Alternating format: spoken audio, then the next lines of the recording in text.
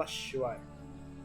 शिव पुराण की विंध्येश्वर संहिता में इस अध्याय में हम मोक्षदायक पुण्य क्षेत्रों का वर्णन, काल विशेष में विभिन्न नदियों के जल में स्नान के उत्तम फल का निर्देश तथा तीर्थों में पाप से बचे रहने की चेतावनी क्या क्या है उसके बारे में जानें। सूत जी बोले, विद्वान एवं बुद्धिमान महर्षियों, मोक्षदायक शिव क्षेत्रों का वर्णन सुनो। तत्पश्चात में लोक रक्षा के लिए शिव संबंधी आगमों का वर्णन करूंगा।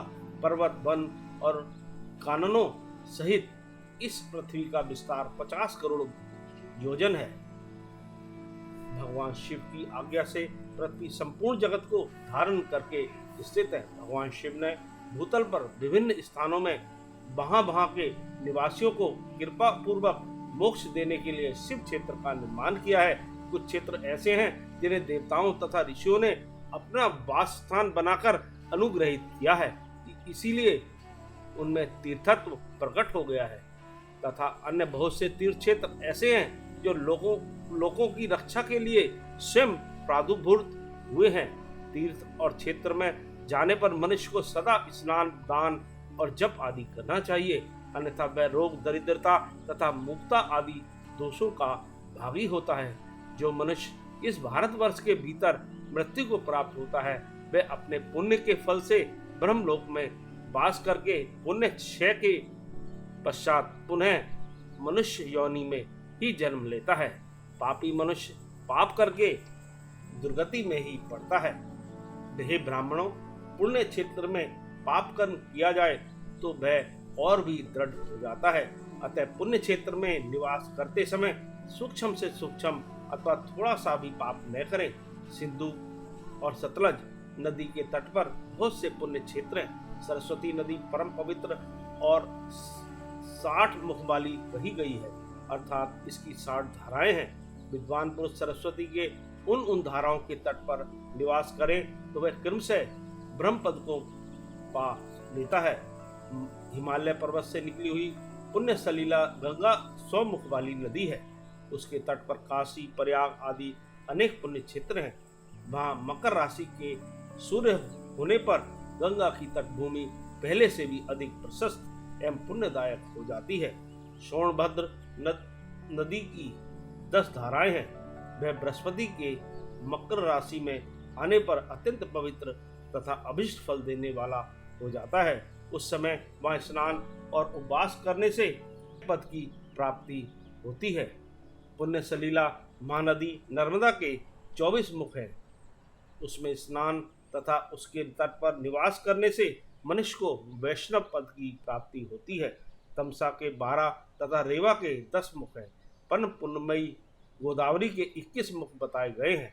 ब्रह्म हत्या तथा गौवध के पाप का भी नाश करने वाली है एवं रुद्र लोक देने वाली है। कृष्ण बेणी नदी का जल बड़ा पवित्र है। वह नदी समस्त पापों का नाश करने वाली है। उसके 18 मुख बताए गए हैं तथा वह विष्णु लोक प्रदान करने वाली है। तुंगभद्रा के 10 मुख हैं। वह ब्रह्मलोक देने वाली है। पुण्य सलीला स्वर्ण मुखरी के 9 मुख कहे गए हैं। ब्रह्मलोक से लौटे हुए जीव उसी के तट पर जन्म लेते हैं। सरस्वती नदी, पंपा सरोवर, कन्याकुमारी, अंतरीय तथा शुभ कारक श्वेत नदी, ये सभी पुण्य क्षेत्र हैं। इनके तट पर निवास करने से इंद्रलोक की प्राप्ति होती है। पर्वत से निकली हुई महानदी कावेरी परम पुण्यमयी है। उसके 27 मुख बताए गए हैं। वह संपूर्ण अभिष्ट वस्तुओं को देने वाली है। उसके तट स्वर्लोक की प्राप्ति कराने वाले तथा ब्रह्मा और विष्णु का पद देने वाले हैं। कावेरी के जो तट शैव क्षेत्र के अंतर्गत हैं, वे अभिष्ट फल देने के साथ ही शिवलोक प्रदान करने वाले भी हैं। नैमिषारण्य तथा बद्रिकाश्रम में सूर्य और बृहस्पति के मेष राशि में आने पर यदि स्नान करें तो उस समय वहां किए हुए स्नान पूजन आदि को ब्रह्मलोक की प्राप्ति कराने वाला जानना चाहिए। सिंह और कर्क राशि में सूर्य की संक्रांति होने पर सिंधु नदी में किया हुआ स्नान तथा केदार तीर्थ के जल का पान एवं स्नान ज्ञानदायक माना गया है। जब बृहस्पति सिंह राशि में स्थित हो उस समय सिंह की संक्रांति से युक्त भाद्रपद मास में यदि गोदावरी के जल से स्नान किया जाए तो वह शिवलोक की प्राप्ति कराने वाला होता है। ऐसा पूर्व काल में स्वयं भगवान शिव ने कहा था। जब सूर्य और बृहस्पति कन्या राशि में स्थित हो तब यमुना और सोनभद्र में स्नान करें।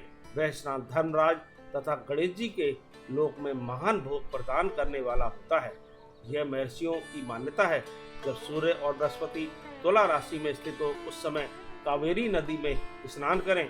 वह स्थान भगवान विष्णु के वचन की महिमा से संपूर्ण अभिष्ट वस्तुओं को देने वाला माना गया है।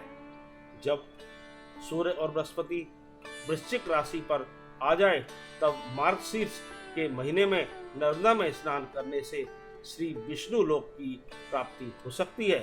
सूर्य और बृहस्पति के धन राशि में स्थित होने पर स्वर्ण मुखरी नदी में किया हुआ स्नान शिवलोक प्रदान कराने वाला होता है। जैसा कि ब्रह्मा जी का वचन है, जब सूर्य और बृहस्पति मकर राशि में स्थित हो उस समय माघ मास में गंगा जी के जल में स्नान करना चाहिए। ब्रह्मा जी का कथन है कि वह स्थान शिवलोक की प्राप्ति कराने वाला होता है। शिवलोक के पश्चात ब्रह्मा और विष्णु के स्थानों में सुख भोगने पर अंत में मनुष्य को ज्ञान की प्राप्ति होती है। माघ मास में तथा सूर्य के कुंभ राशि में स्थित होने पर फागुन मास में गंगा जी के तट पर किया हुआ श्राद्ध, पिंडदान अथवा तिलोदक दान पिता और नाना दोनों कुलों के पितरों की अनेकों पीढ़ियों का उद्धार करने वाला माना गया है। सूर्य और बृहस्पति जब मीन राशि में स्थित हो तब कृष्ण वेणी नदी में किए गए स्नान की ऋषियों ने प्रशंसा की है। उन महीनों में पूर्वोक्त तीर्थों में किया हुआ स्नान इंद्र पद की प्राप्ति कराने वाला होता है। विद्वान पुरुष गंगा अथवा कावेरी नदी का आश्रय लेकर तीर्थवास करे। ऐसा करने से तत्काल किए हुए पाप का निश्चय ही नाश हो जाता है। रुद्रलोक प्रदान करने वाले बहुत से क्षेत्र हैं। ताम्रपर्णी और वेगवती ये दोनों नदियां ब्रह्मलोक की प्राप्ति रूप फल देने वाली हैं। इन दोनों के तट पर कितने ही स्वर्गदायक क्षेत्र हैं। इन दोनों के मध्य में बहुत से पुण्यप्रद क्षेत्र हैं। वहाँ निवास करने वाला विद्वान पुरुष वैसे फल का भागी होता है। सदाचार, उत्तम वृत्ति तथा सद्भावना के साथ मन में दया भाव रखते हुए विद्वान पुरुष को तीर्थ में निवास करना चाहिए, अन्यथा उसका फल नहीं मिलता।